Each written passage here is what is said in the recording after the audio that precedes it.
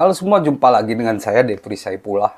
Ada pembahasan menarik kali ini, yaitu nasib Tom Haye, satu-satunya pemain timnas Indonesia yang belum menentukan klub baru. Dan Tom Haye, gelandang 29 tahun ini bukannya tidak punya penawaran ya, tapi pemain ini pilih-pilih klub karena ambisi dia yaitu main di luar Belanda. Dan itu sepertinya bakal terjadi di penghujung bursa transfer musim panas ini, walaupun Tom Haye tidak dibatasi waktu sebenarnya karena dia pemain yang bebas transfer. Jadi setelah 31 Agustus juga tidak masalah untuk menyelesaikan transfernya. Nah, di penghujung bursa transfer ini, Tom Haye mendapatkan dua penawaran sekaligus, yaitu dari Dinamo Zagreb, klub legendaris asal Kroasia yang rutin main di Liga Champions. Dan juga kebetulan ada juga penawaran dari klub Championship Oxford United yang tak lain adalah pemilik pengusaha Indonesia, yaitu Erick Thohir dan Anindya Bakri. Nah, klub mana yang bakal dipilih oleh Tom Haye? Kita akan membahas ini ya di video ini. Kita akan membahas dua pilihan penting yang harus diambil oleh Tom Haye. Kita tahu bahwa dia sudah senior dan ambisi dia yaitu main di luar Belanda. Dan sekarang memang terjadi ada dua penawaran menarik. Kalau dia memilih Dinamo Zagreb, dia akan main di Liga Champions dan karirnya akan naik satu level. Karena kita tahu bahwa Tom Haye belum pernah punya pengalaman main di Liga Champions. Walaupun dia pemain berpengalaman, tapi bersama klub-klub sebelumnya, SC Heerenveen atau NAC Breda, atau ADO Den Haag, apalagi Lecce ya, karena pernah juga di Italia. Dia belum pernah menjalani masa ini atau main di Liga Champions. Kesempatan itu datang. Menurut kabar dari media-media di Kroasia, HRS Sport mengatakan bahwa Tom Haye dibidik untuk menggantikan salah satu gelandang senior milik Dinamo Zagreb, yaitu Josip Misic.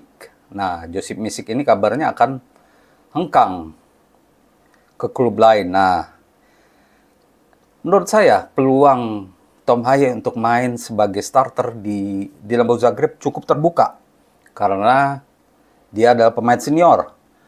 Kita tahu bahwa rekam jejak Tom Haye di SC Heerenveen sangat gemilang. Dia adalah pemain pilar. Musim lalu dia beberapa kali menyabet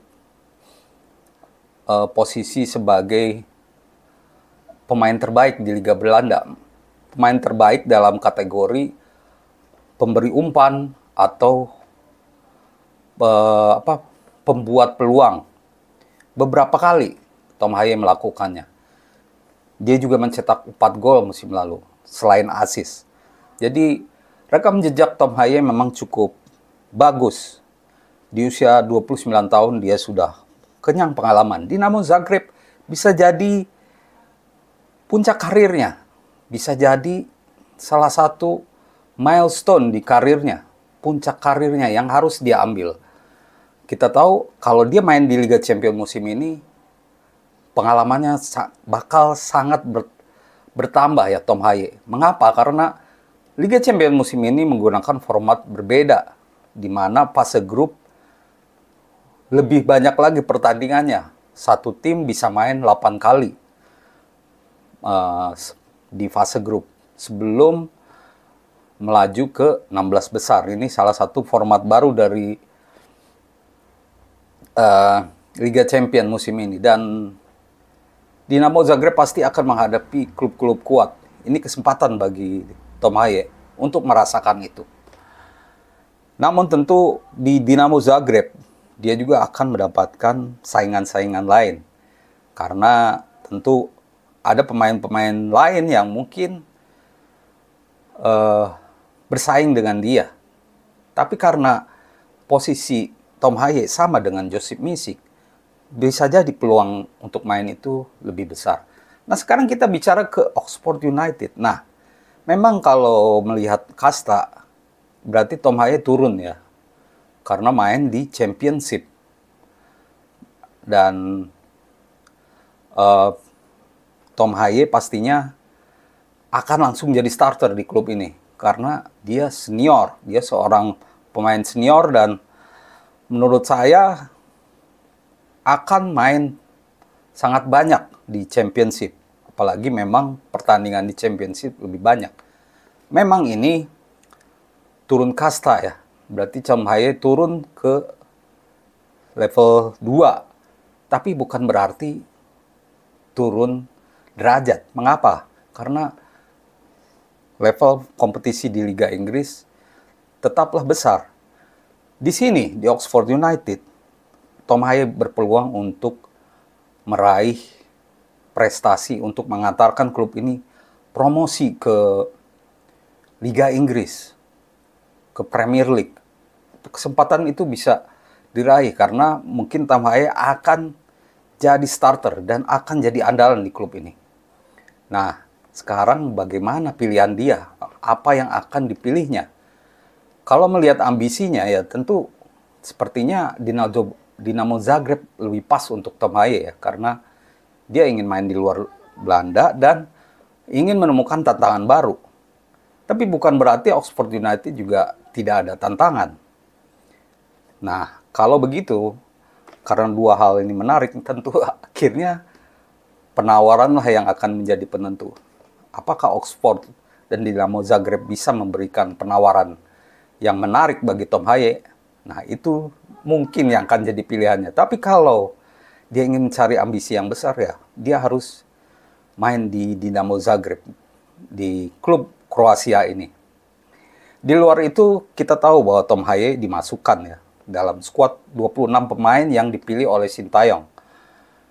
Walaupun belum punya klub, tapi Sintayong tetap mengandalkan Tom Haye. Dan kita semua tahu 26 pemain yang dipilih oleh Sintayong. Ada kejutan karena Sayuri bersaudara, Yance dan Yakob ternyata tidak bisa main karena cedera. Kabarnya karena cedera.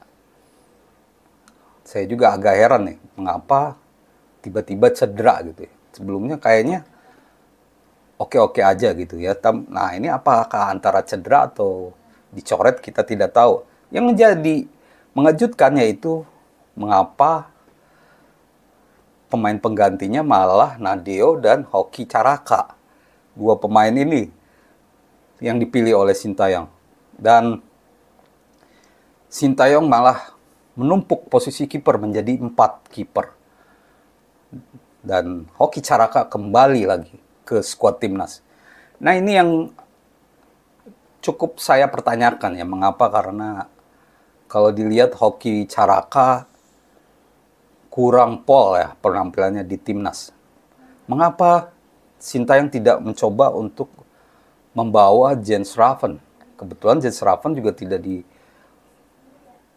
oleh timnas U19 karena memang membela klub. Tapi saat ini klub-klub sudah libur karena ada jeda internasional. Mengapa Sintayong tidak mencoba Jens Raven ketimbang Hoki Caraka yang di Liga 1 aja tidak bisa mencetak gol?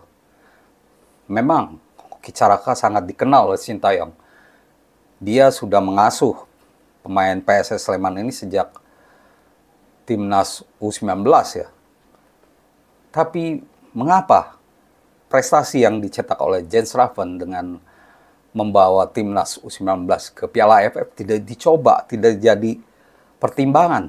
Memang Jens Raven belum sempurna ya. Dan saya yakin faktor tidak ingin coba-coba menjadi alasan Sintayong. Sintayong sepertinya tidak mau coba-coba kalau mencoba Jens Raven yang mungkin dianggapnya belum matang di timnas U19. Dan dia melihat bahwa Jens Raven belum siap untuk langsung main di level senior.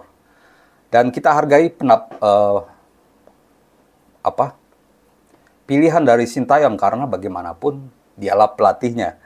Ya, meskipun saya sedikit mempertanyakan kenapa tidak dicoba Jens Raven sehingga ada opsi atau variasi penyerangan yang lebih bagus.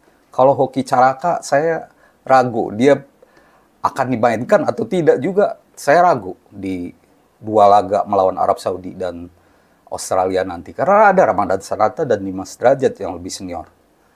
Demikian teman-teman ulasan saya soal Tom Haye dan Timnas Indonesia. Semoga menjadi informasi yang berguna untuk teman-teman semua. Terima kasih dan salam olahraga.